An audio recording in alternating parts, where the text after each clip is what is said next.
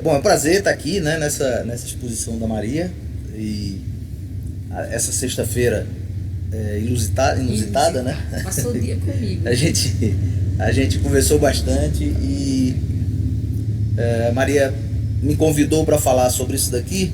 E aí eu vou me apresentar para vocês, né? Quem sou eu? Meu nome é Valdeci Fontes. Eu sou pai do Rodrigo e do Rafael, marido da Nina Rosa. E a gente tem nosso mascotezinho, o Lion. Então aí está minha melhor obra. Minha obra perfeita. Isso. E por que eu estou falando isso? Porque para a gente começar a entender o que a gente faz, a Rudaidi, ela não faz propriedade industrial, ela faz direito autoral. Como a própria lei fala, o direito autoral ele é uma criação do espírito, né? Então, quando a gente cria alguma coisa que não é industrializável, né, você enquadra como direito autoral. A nossa empresa é a Rudaidi. O nosso lema é proteger a evolução da humanidade. Eu sei que é bem ousado, mas eu vou mostrar para vocês que a gente consegue efetivamente fazer isso. Rude de capuz, capa, proteção, ID de identidade, portanto, proteção da sua identidade. Só que a pronúncia Rude ID ficou batizada de Rudid, né? E aí a gente faz um trocadilho, Rudid, quem fez, que acaba sendo muito dentro do que a gente quer transmitir mesmo, né? Nós somos uma empresa nascida no Porto Digital, né? Estamos hoje em Recife e em São Paulo. Na realidade, hoje estamos espalhados pelo Brasil inteiro. Eu tenho equipe no interior de Pernambuco, eu tenho equipe no interior de Minas, eu tenho equipe no interior de São Paulo. Isso porque a gente tem a parte de desenvolvimento também de aplicativos e sistemas, que a gente trabalha com a equipe de desenvolvedores. Estamos incubados na Incubatep, que é o Instituto Tecnológico de Pernambuco, da Universidade Federal. E os nossos serviços eles são embasados na infraestrutura de chaves públicas brasileiras, o ICP Brasil, né? A gente pega as assinaturas digitais e cria um formato de blockchain. Eu vou explicar isso mais à frente, como é a forma técnica para garantir a ancoragem jurídica do nosso serviço. Então, o que é um registro de declaração de direito autoral? O que é o serviço de um registro autoral e para que ele serve? Um pouquinho antes disso, eu vou complementar aquele primeiro slide que eu mostrei da minha família, que o que é o talento, né? A raridade, o propósito. A gente cria, como a própria lei diz, olha, é uma criação protegida do espírito, né? Então a gente cria com o nosso sentimento, né? E a identificação de um talento, muitas vezes ela é confundida e o pessoal fala, pô, isso aqui não é uma obra, essa obra não é boa. A gente não consegue julgar isso, a gente não tem competência para julgar isso, porque muitas vezes nos falta conhecimento de onde a gente vai aplicar aquilo dali para que isso tenha uma validade. Então a gente defende que o registro de declaração de direito autoral para o autor, ele não é uma opção, ele é uma obrigação social. Eu vou dar alguns exemplos aqui. Por exemplo, o Santos Dumont, ele era uma pessoa, e a gente está falando de propriedade intelectual de uma forma mais ampla, mas ele era uma pessoa, se vocês olharem a biografia dele, que ele incentivava que as pessoas copiassem o que ele fazia. E aí a gente tem essa discussão de quem foi o pai da aviação, né? Se foram os americanos, se foram os brasileiros, né? Se ele tivesse sido mais observador da propriedade intelectual, quantos bilhões ou talvez trilhões em royalties o Brasil não teria recebido por conta do registro do aeroplano como uma produção brasileira e não como uma produção americana. Então, eu vou fazer uma analogia para a gente conseguir entender o que é e para que serve um registro de declaração de direito autoral. Então, um apartamento em São Paulo hoje, o mais caro que eu consegui encontrar, ele custa em torno de 55,3 milhões de reais. E aí eu queria fazer uma provocação para vocês aqui, uma pergunta. Vocês comprariam esse apartamento por 5.300 reais sem escritura? Ninguém compraria, né? Ninguém compraria. Não é mensurável na cabeça de ninguém que eu pague qualquer valor por um imóvel se eu não tiver a escritura dele, né? Ou mesmo que eu alugue um apartamento sem ter certeza que quem está me alugando é dono do apartamento. Só que quando a gente fala de obra, isso acontece. Nesse exemplo aqui, ó, o Sharon e o Antônio venderam a música Ai Se Eu Te Pego para o Michel Teló sem uma declaração de autoria válida. Qual foi o resultado? Três jovens da Paraíba entraram com ação e no valor de 100 milhões de reais, e o Michel Teló teve obrigatoriamente que responder, e eles acabaram fazendo um acordo que ficou em segredo de justiça, mas houve um acordo. Se não foi 100 milhões, se foi 10 milhões, já é bastante dinheiro para esquecer um documento, né? Então não observar, uma vez que a gente tem essa consciência de que para ter um imóvel eu só tenho a garantia dele se eu tiver a escritura, por que eu não tenho essa consciência para minhas obras intelectuais? E obra intelectual diferente do imóvel, que você não pode colocar nas costas e sair levando para o mundo, ela vai para o mundo inteiro. Ela é imensurável. Ela não é tangível. Então, a música de Michel Teló, ela foi traduzida para 30 idiomas. Quantos países foram, eu não sei nem dizer. Então, como é que eu protejo uma obra? Eu nunca vi nada tão interessante nessa música. Pois é, mas aí é exatamente isso. E foi proposital isso porque o que eu comecei falando, a gente não tem como mensurar a validade da obra quando ela nasce. A gente não tem como mensurar. A gente cria um polímero novo, né? Como o exemplo da doutora Patrícia, do Centro de Energia Nuclear da Universidade Federal de Pernambuco. Ela criou um polímero baseado em nanotecnologia e que não tinha uma aplicação definida para ele. Não tinha.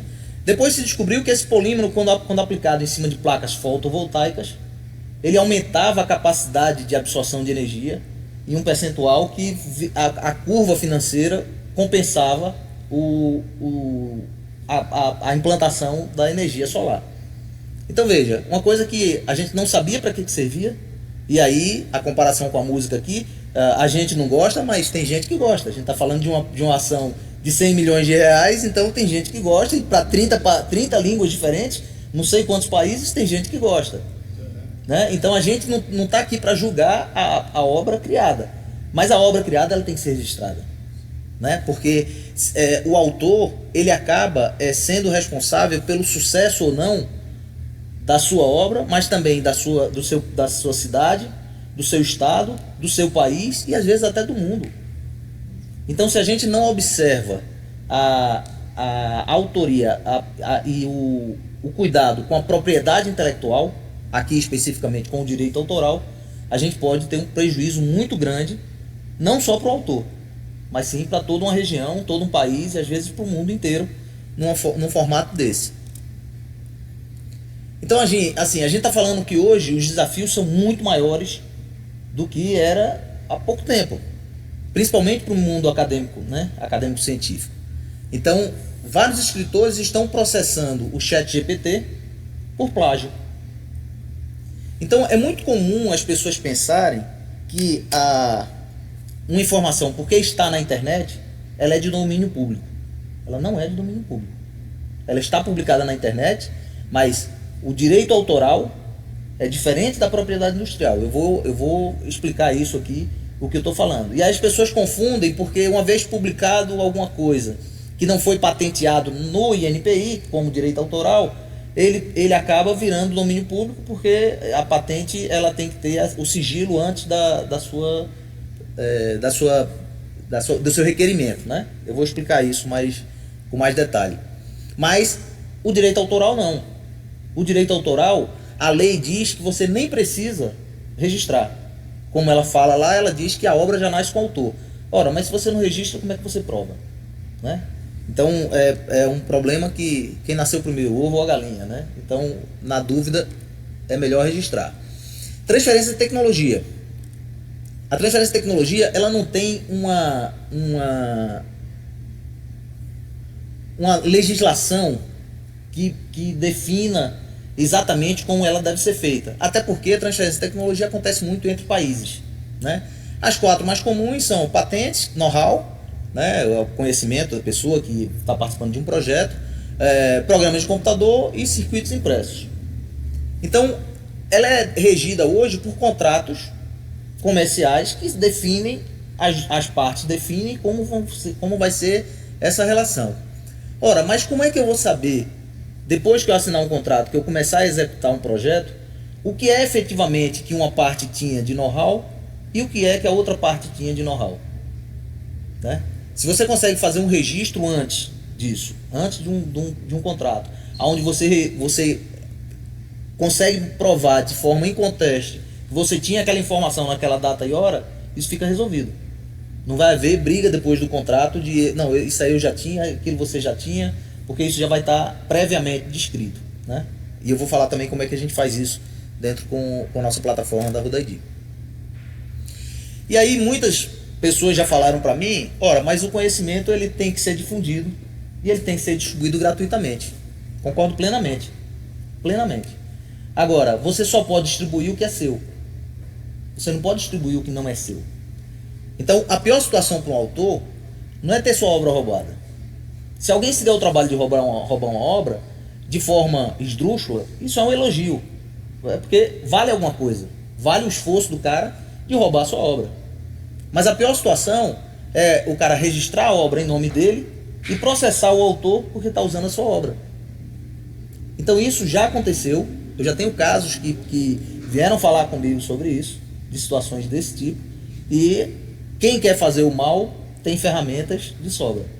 Né? Então, mesmo que você vai distribuir gratuitamente, vamos imaginar que eu criei uma metodologia de alfabetização que eu consigo alfabetizar muito mais fácil os alunos. Essa metodologia eu estou distribuindo gratuitamente para todas as escolas e universidades. Se alguém vem, registra essa metodologia e me processa porque eu estou usando a minha obra, se eu não tiver uma forma de provar que a obra era minha, eu vou acabar tendo que pagar indenização para o cara que roubou minha obra.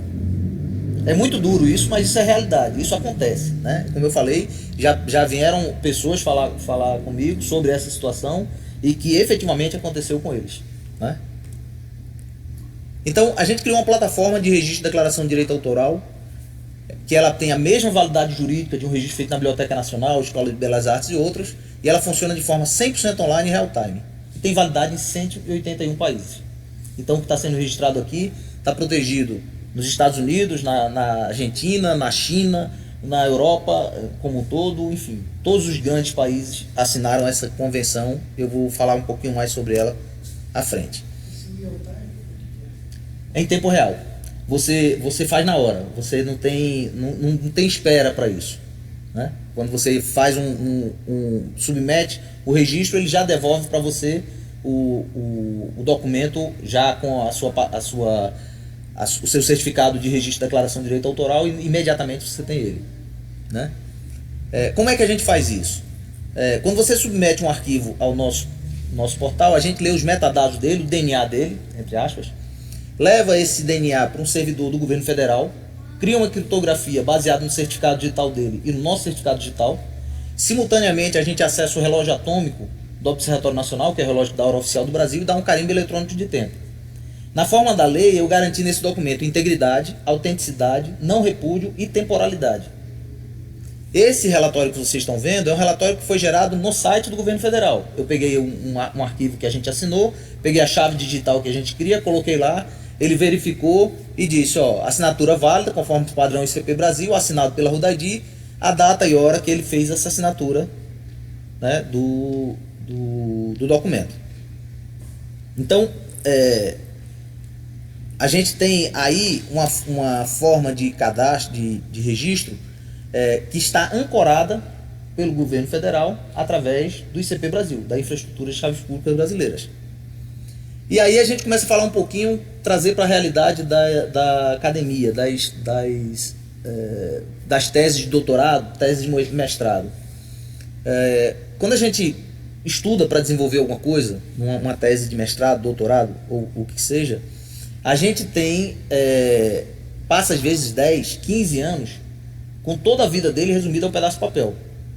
Ali está a obra da vida de uma pessoa, que ele está escrevendo aquela tese, que depois desse período ele vai ter capacidade de desenvolver, e eu vou usar uma situação hipotética aqui, o doutorando ele tá criando ali condições para criar uma máquina autônoma para extrair as amígdalas, por exemplo. Então, isso daí, quando ele terminar, depois de todo o estudo dele, ele vai para o INPI, porque é industrial, e vai registrar no INPI essa sua criação, que foi tudo que ele estudou durante 10, 15, 20 anos para que isso acontecesse. Se ele registrar, e como eu falei, nesse período, o trabalho dele, a vida dele está resumida a um pedaço de papel. Se ele, para proteger esse projeto, enquanto projeto, ele registrar isso na Biblioteca Nacional, a Biblioteca Nacional, ela usa como ancoragem jurídica uma publicação. Quando você faz submete um registro seu, do que quer que seja, uma música, um software, uma campanha publicitária, enfim, o que você for registrar, você enviar para a Biblioteca Nacional, a Biblioteca Nacional ela vai fazer uma publicação, e com base nessa publicação e a fé de ofício que a Biblioteca Nacional dizendo que foi publicada naquela época, ele garante a anterioridade desse registro. Só que o INPI, para você registrar no INPI, você tem que ter 3 pilares que você tem que comprovar. A inventividade, né, que é você quem inventou a autoria, a capacidade de reprodução industrial e o ineditismo. Então, quando você faz um registro na Biblioteca Nacional, você faz uma publicação, portanto, deixa de ser inédito. Então, se você, um doutorando, ele fizer um registro do trabalho dele na Biblioteca Nacional, ele vai ter, a partir daquele registro, 12 meses para fazer a patente. Se ele não fizer, cai em domínio público. Então, ele entra no estado de graça, 12 meses depois ele teria que ter feito essa patente. O nosso registro, só quem sabe o que está sendo registrado é o autor.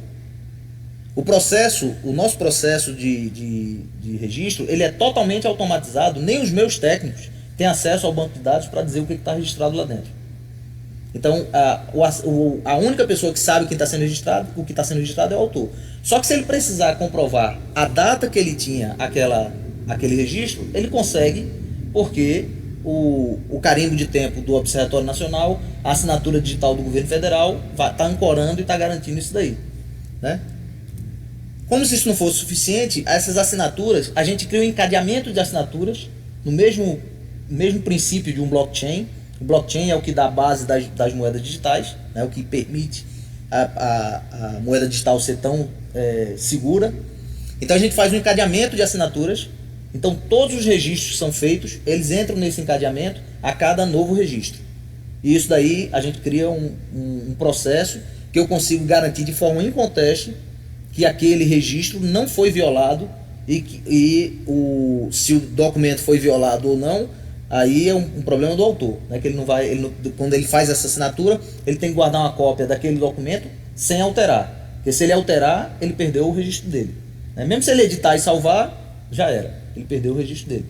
Ele não pode fazer nenhuma alteração no documento, e a chave só vai encaixar no documento se ele for idêntico ao que foi assinado originalmente. Então, essa nossa solução, né, que tem, como eu falei, tem a mesma validade jurídica da Biblioteca Nacional, ela funciona dessa forma. A gente faz a assinatura, a gente tem o encadeamento das assinaturas no formato blockchain e, imediatamente, o autor recebe seu certificado de autoria. Esse processo não leva mais do que 2 segundos para se fazer essa assinatura e essa devolução desse documento. Para a gente entender um pouquinho do que a gente está falando, da propriedade intelectual, ela se divide em 2 grandes áreas: direito autoral e propriedade industrial. Propriedade industrial é o INPI, marcas, patentes, desenhos industriais, né, indicações geográficas e segredos industriais. Software, especificamente, ele pode ser registrado tanto como direito autoral quanto como propriedade industrial. Vai depender do tipo de software, se é um software embarcado, tal, não vou entrar muito nesse detalhe. Mas a gente não faz nada do INPI, mas a gente interfere no INPI. Vou dar outro exemplo aqui, além do que eu já falei do caso do doutor que quando ele registra, aliás eu não falei, quando ele registra a sua obra, um doutorando, ele tem lá o seu projeto para criar a máquina de extração de amígdala autônoma. Ele registra esse projeto com a gente, e se por um acaso alguém tiver acesso a esse projeto e for para o INPI na frente dele para registrar no INPI, ele consegue uma ancoragem jurídica para brigar e provar de que ele tinha esse projeto anteriormente e que, portanto, ele consegue derrubar, muito provavelmente, a patente de quem tentar roubar o projeto dele. Então, na academia, nas universidades, todos os trabalhos têm que ser publicados. Mas os mestrandos, os doutorandos, os alunos até de universidade, eles não são minimamente orientados do que é a propriedade intelectual e o direito autoral, né? E eu acho que isso daí falta muito essa cultura do direito dentro das universidades. Quando a gente começa a conhecer o que é o direito e como funciona, né, a gente começa a respeitar mais, né? Eu vou falar um pouquinho mais sobre isso à frente. Mas o que eu estava falando aqui é que a gente interfere positivamente, né, para o autor junto ao INPI. Marca, por exemplo. Eu registro minha marca no INPI, o INPI vai fazer uma verificação de anterioridade no Brasil, se existe alguma coisa semelhante, senão ele vai me dar a marca no Brasil. Então, portanto, o direito autoral, a propriedade industrial é um direito atributivo. O governo atribui a você o direito disso daí. Mas essa mesma marca, se eu registrar o design dela como design, que é um direito declarativo, eu me declaro autor, ela está protegida em 181 países. Então, além da marca, sua marca, por exemplo, ela ser registrada no seu país, no seu INPI do seu país, ela deve ser registrada também o design no direito autoral, porque aí você tem uma abrangência muito maior de proteção. A propriedade industrial, ela tem validade de 10 anos, renováveis por mais 10 anos. Né? Só que o processo de liberação de uma patente é muito complexo. Eu tenho 5 patentes que tramitam no INPI, tem uma que já tem mais de 8 anos, ela já foi publicada, já passou por todas as fases e ela continua lá tramitando, esperando para ser deferida. Então é um processo muito moroso, porque o INPI ele tem que fazer uma pesquisa de anterioridade, entender se tem alguma coisa próxima daquilo que você está querendo fazer, se não, aí ele vai lhe atribuir essa autoria e esse direito industrial, né? De direito autoral industrial. O direito autoral ele é diferente, né? Quando você faz um registro de declaração de direito autoral, emanam 2 direitos, o direito moral e o direito patrimonial. O direito moral é o direito de dizer eu sou autor da obra. Esse é intransferível, né? Eu não posso comprar um quadro de Rembrandt, não posso porque não tenho dinheiro, mas mesmo que eu pudesse, eu comprasse um quadro de Rembrandt, jamais eu poderia dizer fui eu quem fiz. Eu tenho o patrimônio do direito autoral, mas o direito moral nunca.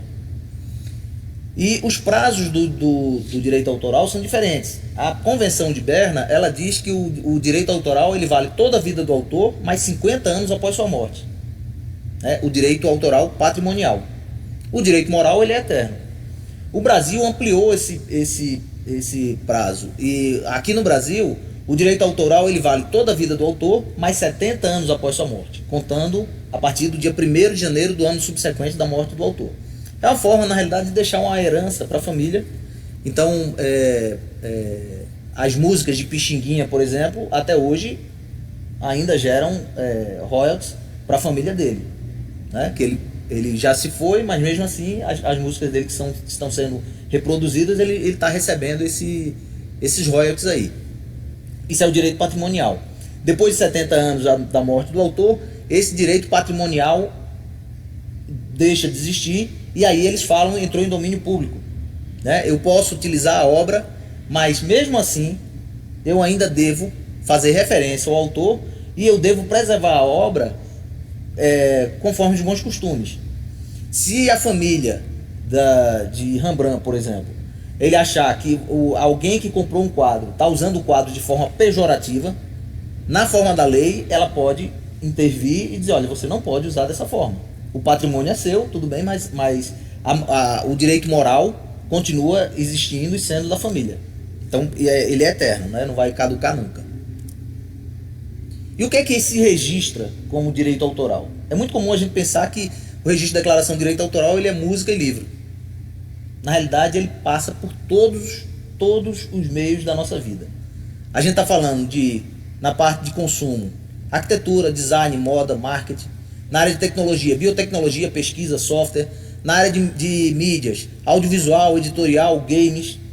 Né? Na área cultural, artes cênicas, artes visuais, literatura, música. E aí a gente explode uma série de outras coisas que são subentendidas e em subclasses que se dividem aí, que permeiam nossa vida. A gente não conhece a lei, a gente não cobra o nosso direito, mas no Código Penal, no seu artigo 184, ele fala expressamente que o direito o crime de burlar o direito autoral de forma dolosa, ele dá de 6 meses a 2 anos de cadeia, mais multa. E já existe jurisprudência de pagamento de 300 vezes o valor da obra como multa. Então a gente está falando de uma coisa que é muito, muito séria. Né? Eu dei um exemplo aqui de uma metodologia de alfabetização, porque a professora Damares Flor, ela criou uma metodologia de alfabetização usando neurolinguística, ela patenteou essa metodologia, e uma professora, uma psicóloga, que assistiu a todas as palestras dela, leu todos os livros dela, começou a divulgar e a implantar essa metodologia como se dela fosse. Né? E ela entrou com o processo e ela conseguiu ganhar uma indenização que a princípio era de R$300 mil em cima dessa pessoa. Depois recorreu, eu não sei quanto é que ficou exatamente e como é que ficou. Mas tem vários casos. No portal da gente tem um caso de um arquiteto, e veja como é tênua esse entendimento do direito autoral. Um arquiteto que ele criou uma casa no formato de fita cassete. Né? Tem muita gente hoje que nem sabe mais o que é fita cassete, mas ele formou ele fez a casa num formato de fita cassete. Entregou a casa para o dono e tudo bem. Uma indústria de tinta resolveu pegar a imagem da casa dele e fazer uma campanha publicitária. O arquiteto processou a indústria de tinta e ganhou danos morais e danos materiais, porque a casa foi feita para o arquiteto. E não tinha autorização dele, já que era uma obra dele, não tinha autorização dele para ser utilizada com outro fim, e muito menos fizeram referência a quem era o arquiteto. Então, ele conseguiu, na justiça, ter danos morais e materiais em cima disso daí. Então, quando a gente olha aqui para dentro da universidade, com essas situações, a gente encontra, se você procurar, não é difícil na internet, quem faz TCC. Tem um monte de gente que faz TCC. Você paga e o cara faz. Só que, se a gente for olhar na forma da lei, esse aluno que contratou essa pessoa para fazer um TCC, ele deveria escrever no TCC dele, embaixo, realizado por fulano de tal, que foi o cara que fez. Senão ele está incorrendo num crime que dá de 6 meses a 2 anos de cadeia, mais multa. Como os alunos não conhecem isso, eles acham que é uma coisa simples. Poxa, eu vou pagar o cara vai desenvolver para mim. Mas se a cultura do direito existisse dentro das universidades, os alunos iam temer a possibilidade de responder um processo criminal por fazer um plágio, por incorrer numa forma dolosa de burlar o direito autoral. E aí a consequência disso seria alunos mais bem preparados, porque ele só ia ter uma alternativa, fazer o trabalho dele. A partir do momento que ele faz o trabalho dele, ele tem um entendimento melhor, tem um resultado melhor, é um profissional melhor no mercado. Né? Então a gente defende muito essa inserção da cultura do direito dentro do meio acadêmico, científico, principalmente, para que as pessoas entendam o quão é sério e o quão é danoso fazer um crime, cometer um crime desses, de burlar o direito autoral. Então o registro de declaração de direito autoral é a melhor forma de garantir a sua paternidade, a sua relação patrimonial, a sua relação de criador daquela obra. Porque, como eu falei, a lei diz que você não precisa registrar, porque a obra já nasce com o autor. Sim, mas se você não registra, você corre o risco de tudo isso que eu falei até agora. Né? Então, o registro é a melhor forma de se fazer. A Convenção da União de Berna é uma convenção que foi criada vai me faltar agora, 1927, se eu não me engano. E ela definiu a forma de regir o direito autoral, que não podia ser igual à propriedade industrial. Por exemplo, eu não posso fazer uma pesquisa de anterioridade para um registro de declaração de autoria. Por quê? Porque ela tem validade em 181 países. Imagine o seguinte, eu vou escrever um livro e eu vou submeter nos moldos de NPI para ele fazer esse registro. Ele teria que pegar meu livro, traduzir para todas as línguas desses 181 países, mandar para eles para que eles verificassem se existia algum livro igual e depois me entregar isso dizendo, ó, teu registro foi aceito. Em algumas gerações na frente que isso ia acontecer, se acontecesse, né? Então, o direito autoral, ele é um direito declarativo, você se declara autor. Então, se eu chegar hoje na Biblioteca Nacional com a música de Roberto Carlos e disser, olha, quero registrar minha música, mesmo uma pessoa que está lá no balcão entendendo e vendo que é a música de Roberto Carlos, na forma da lei, ele não pode negar meu registro, porque eu estou me julgando autor. Então, ele teria que fazer meu registro. Aí, quando eu fosse para o mercado, o Roberto Carlos ia provar que ele tinha anterioridade a mim nessa música, que não precisava ser num registro formal, mas que ele tinha um show que ele fez, que todo ano ele faz tal, e ia enfiar um processo que ia me quebrar financeiramente. Então, é uma coisa impossível você fazer pesquisa de anterioridade, e a declaração de autoria a lei de declaração de autoria é uma lei declarativa e não atributiva. E aí a gente olha para as incubadoras, os institutos de pesquisa, e aí eu estou falando aqui de CNPq, de Lei Rouanet, de todo esses mecanismos que incentivam pesquisa e desenvolvimento e até empresas. Qual a importância do direito autoral para esse pessoal? A minha primeira empresa, como eu falei para você, a Strive, ela nasceu dentro da Universidade Federal em 98. Para que eu fosse candidato e fosse escolhido, eu apresentei um projeto para a universidade avaliou o meu projeto, gostou, e eu entrei lá na universidade, a universidade financiou minha empresa. Então ela deu um local para a gente ficar, deu uma secretária, deu uma assessoria jurídica, uma assessoria de marketing, e a gente entrou no mercado, deu o spin-off da universidade, foi para o Porto Digital, enfim. E a empresa existe até hoje, eu não faço mais parte dessa empresa, essa empresa existe até hoje, e não está muito bem com todas as empresas, mas está existindo ainda e está pagando suas contas. Vamos imaginar que hoje alguém chegasse e me processasse provando que o projeto que eu apresentei para a universidade não era meu, era dessa outra pessoa, e eu roubei dessa pessoa e apresentei para a universidade. O que aconteceu?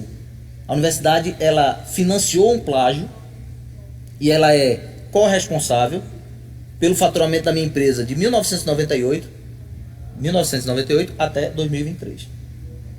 Então imagine o tamanho do problema que é, por um único motivo.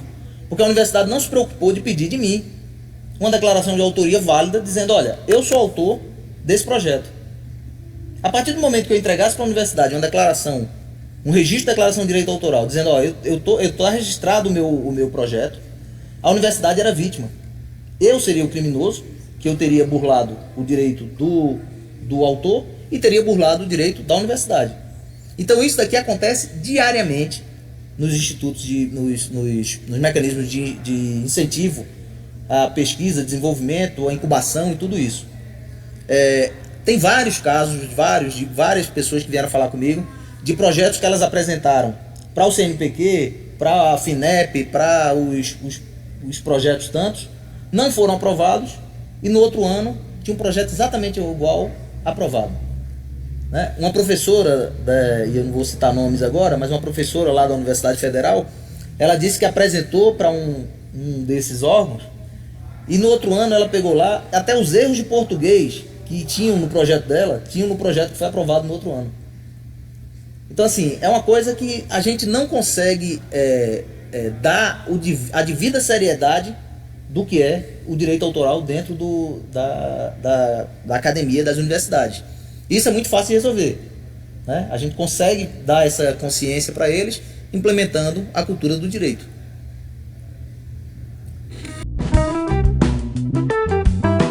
Veja como é fácil registrar seus direitos autorais na Rudide.com. Primeiro, faça o seu cadastro online sem nenhum custo. É só inserir alguns dados e pronto, sua conta já está criada. O próximo passo é registrar suas obras. Comece escolhendo o tipo de obra e verifique os formatos de arquivos aceitos. O valor de registro será abatido do seu saldo. Escolha o arquivo e faça o upload. Em poucos segundos, seu arquivo é recebido e você obtém o certificado na mesma hora. Proteja seu talento. Registre suas obras. Vem para Rudide.com. Então, bom, esse processo aí, como eu falei, é 100% online, é totalmente automatizado, não existe manipulação humana. Você paga com seu cartão de crédito, faz tudo na internet. Tudo em tempo real. E tem seu registro na mesma hora. Então é basicamente isso, pessoal, que eu queria falar para vocês. E aí eu tô aberto para as dúvidas, perguntas, críticas e sugestões.